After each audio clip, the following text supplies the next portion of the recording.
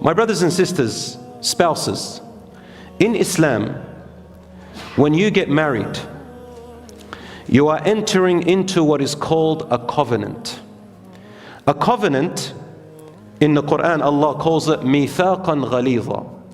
It is a promise and a sealed agreement between you and that person that you are marrying. The Qur'an calls it a firm covenant in chapter 4 verse 21, meaning a firm covenant of fidelity. What is fidelity? Fidelity is the opposite of infidelity, which means strict and continuing faithfulness to an obligation, trust, duty, and loyalty to one another. Under Allah's name. When you get married, you're doing it under Allah's name. Why under Allah's name? It means that it is under His authority, the boundaries He set between you, and with His blessings. So now, the husband and wife in Islam get married under this contract and this agreement of bond, agreement of a promise and a covenant, a serious covenant, where you now have rights and duties towards each other, and you are there for each other to build, love each other, help each other, support each other, grow together, and raise those children as the generation which Allah has entrusted you with as a result of this covenant. But under Allah, which means under Allah's guidance, which means both of you need to fear Allah. And I advise you before getting married, and try to find a series or a course about the rights and duties of a married couple before you enter.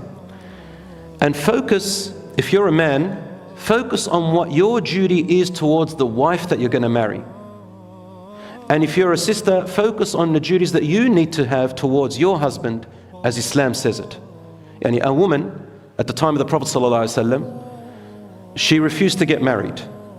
And her father went and complained to the Prophet ﷺ, said, Ya Rasulullah, my daughter is growing older and she's refusing to marry. What should I do? He said, bring her to me, let me talk to her.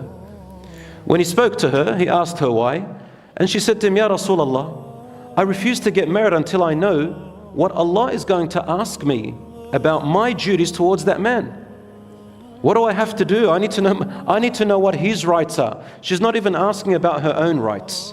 Subhanallah. Why? She's asking about what Allah is going to question her, because she knows marriage is an act of worship.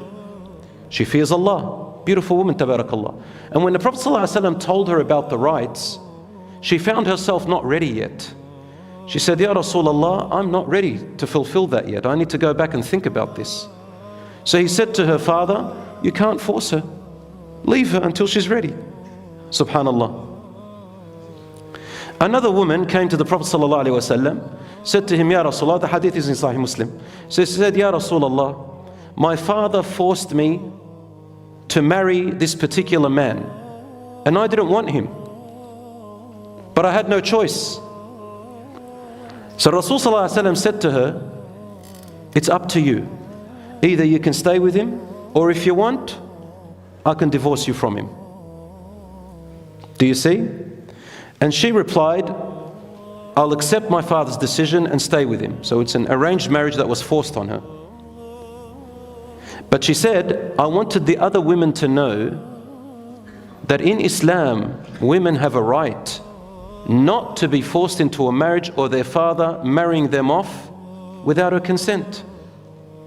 Same with the boy, but more on the girl. But in our culture, the culture of a lot of the people is that they kind of force the girl a little bit more. They think they own her.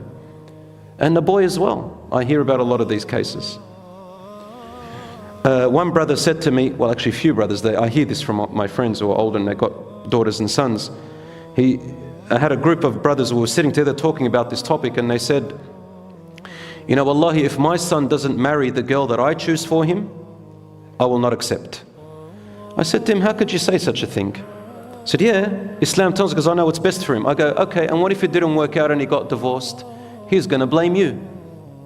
He said, oh no, I didn't think about it that way. He said, if you want harmony, you can only advise your daughter, advise your son. Those they marry, if it doesn't work out, wallahi, you're going to be the biggest enemy. They're going to say, it's your fault, they'll never listen to you again. It might work, it might not. And I'm not saying that arranged marriages is forbidden in Islam. Arranged marriage is halal in Islam. But the only condition about arranged marriages, if you want to go on that path, there's several ways, but one of them, if your culture says arranged marriages, the only condition about arranged marriages in Islam is that once it comes time to marry them, both the girl and the boy have a right, 100% right, with no compulsion, to say no, I don't want this marriage. And the parents, it is incumbent upon them, it is compulsory upon them to listen to their children if they don't want to marry them. They can try to convince them, but back off, subhanallah. And I just quoted for you the hadith which is Sahih Muslim about the woman that said, Ya Rasulullah, I was pressured and forced into it and I didn't want it, and he gave her the option of leaving the marriage. Subhanallah. The opposite is true. I have stories of girls and boys, sisters and brothers. I do their marriage. As you know, I do a lot of marriages for people. They got people who get married, and then after that a conflict arises and the parents force them to get divorced. Why? Because they can't get along with their family or something. But the boy and girl want each other.